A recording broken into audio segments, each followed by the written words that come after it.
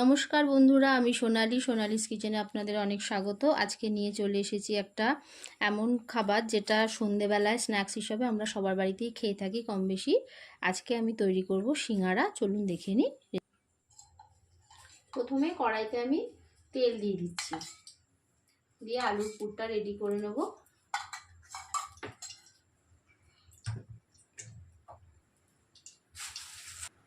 তেলটা গরম হয়ে এসছে, এবারে আমি এর মধ্যে কিছুটা পাঁচফোড়ন দিয়ে দিলাম। পাঁচফোড়নের একটা সুন্দর গন্ধ বেরোলে আমি কিছুটা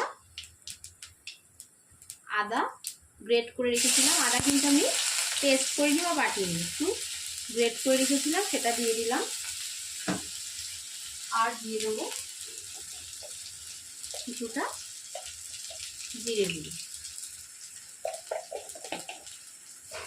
সামান্য একটু জল দিয়ে দিচ্ছি।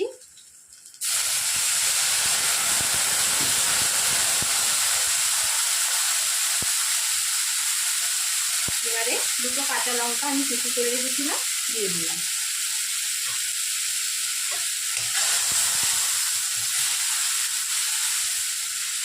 ভালো করে নেড়ে নিচ্ছি। দিয়ে দিচ্ছি 2 চামচ লঙ্কার গুঁড়ো। ঝালটা আপনাদের স্বাদ অনুযায়ী দেবেন, কম বেশি যে যেটা পছন্দ করেন। এবারে আমি মশলাটাকে একটু ভালো করে কষে নেব। দেখুন মশলাটা কষা হয়ে গেছে, তেল ছেড়ে এসছে। এখন আমি আলু এরকম টুকরো করে খোসা শুদ্ধই আমি সেদ্ধ করে রেখেছিলাম, সেটা দিয়ে দেবো। আপনারা চাইলে খোসা ছাড়িয়েও দিতে পারেন। আমি এখানে দোকানের মতো খোসা সহ রান্না করি।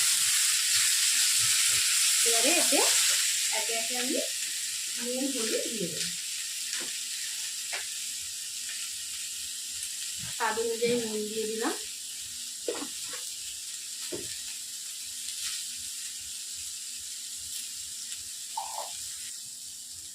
দিয়ে দিচ্ছি হলুদ গুঁড়ো। এবারে ভালো করে কষিয়ে নিই। আমি কিছুটা বাদাম আমি এখানে দিয়ে দিচ্ছি।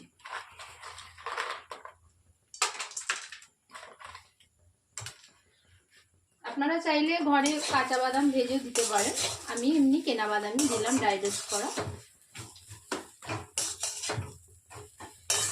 এবারে সামান্য চিনি আমি এর মধ্যে দেব টেস্টটাকে ব্যালেন্স করার জন্য।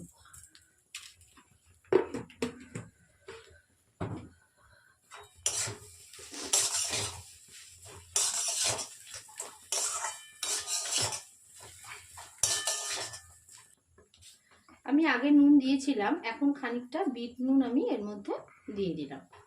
বিট নুন দিয়ে নেড়ে এবারে কিছুটা ভাজা মশলা আমি এর মধ্যে দিচ্ছি। আমি একটু ভাজা মশলা এখানে দিয়ে দিচ্ছি। ভাজা মশলা গোটা ধনে, জিরে আর লঙ্কা আমি ড্রাই রোস্ট করে রেখেছিলাম, সেটা এখানে আমি মিশিয়ে দিচ্ছি। দিয়ে আবার একটু নেড়ে নিলাম।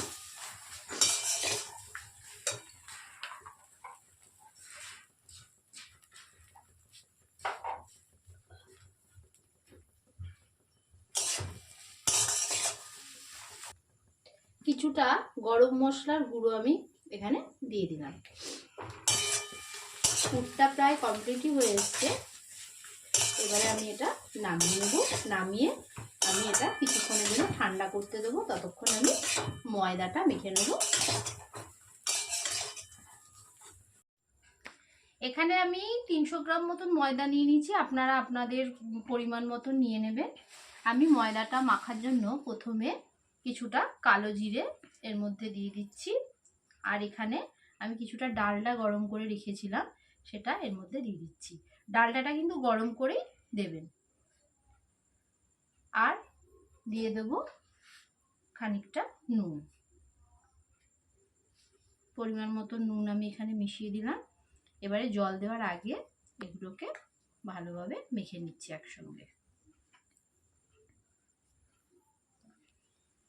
ডালডার পরিমাণটা ঠিক আছে কি না, ময়ামটা ঠিক হয়েছে কি না সেটা বুঝবেন হাতে যখন এরকমভাবে করে নেবেন দেখবেন মুঠো হয়ে যাচ্ছে এগুলো, তখন বুঝবেন যে ডালটার পরিমাণটা ঠিক আছে। এইবারে জল দিয়ে আস্তে আস্তে মেখে নেবো এটাকে। পরিমাণ মতন জল দিলাম। জলটা অবশ্যই একটু গরম করে নেবেন, উষ্ণ গরম করে নেবেন জলটা, তাহলে ময়দা মাখাটা ভালো হবে। তাহলে এভাবে ময়দাটাকে আস্তে আস্তে আমি মেখে নিচ্ছি। ময়দা মাখা আমার রেডি হয়ে গেছে। এবারে আমি আধ ঘন্টার জন্য আমি চাপা দিয়ে রেখে দিচ্ছি, তারপরে আধ ঘন্টা বাদে আবার ফিরে আসছি। ফিরে এলাম আধ ঘন্টা পরে। আমি একটু লেচিটা বড় করে নিয়েছি, এবারে আমি বেলে নিচ্ছি। এখানে কোনো তেল বা ময়দা আমি কিছু ব্যবহার করিনি।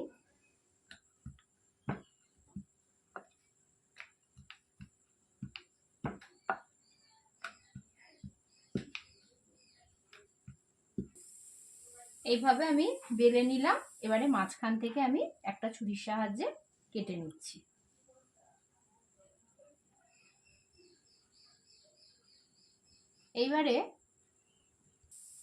এবারে পুরটা আমি মাঝখানে রেখে একটু প্রেস করে দিলাম, দিয়ে আমি এই রকম ভাবে ভাঁজ করে নিলাম।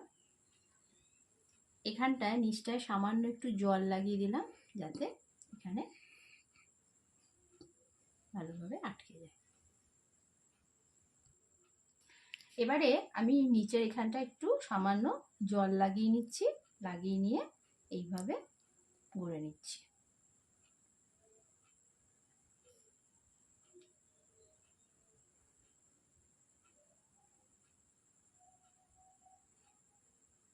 এইভাবে আমি একে একে সিঙ্গারাগুলো গড়ে নিচ্ছি।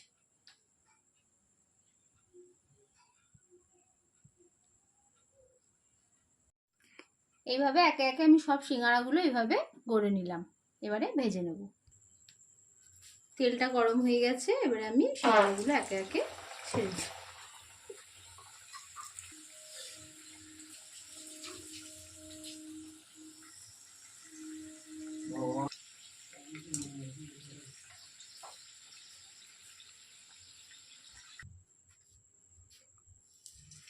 এইভাবে আমি ছেড়ে দিচ্ছি একে একে।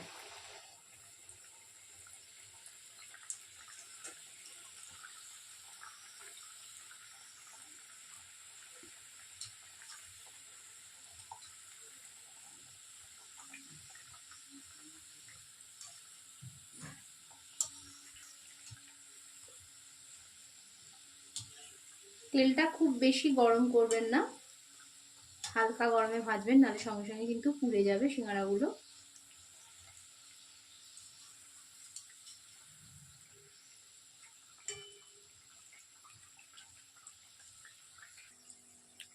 এইভাবে আর গ্যাসের আঁচটাকে আস্তে করে নিয়ে, সিমে করে নিয়ে আস্তে আস্তে এগুলোকে ভাজবেন। তাড়াহুড়ো করে জোরে দিয়ে ভাজতে যাবে না, তাহলে কিন্তু ওপরটা পুড়ে যাবে খুব তাড়াতাড়ি। আমি এগুলো আস্তে দিয়ে ভাজছি।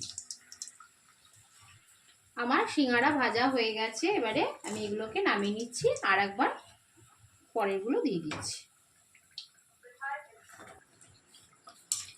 সিঙ্গারা সবকটাই তৈরি হয়ে গেল, এবারে আমি নামিয়ে নিচ্ছি। সিঙ্গারা একদমই রেডি। আপনারা বাড়িতে একবার এইভাবে ট্রাই করে দেখবেন। যদি ভালো লাগে আমার চ্যানেলটি সাবস্ক্রাইব করবেন, লাইক কমেন্ট শেয়ার করবেন। দেখা হচ্ছে নেক্সট ভিডিওতে। ধন্যবাদ।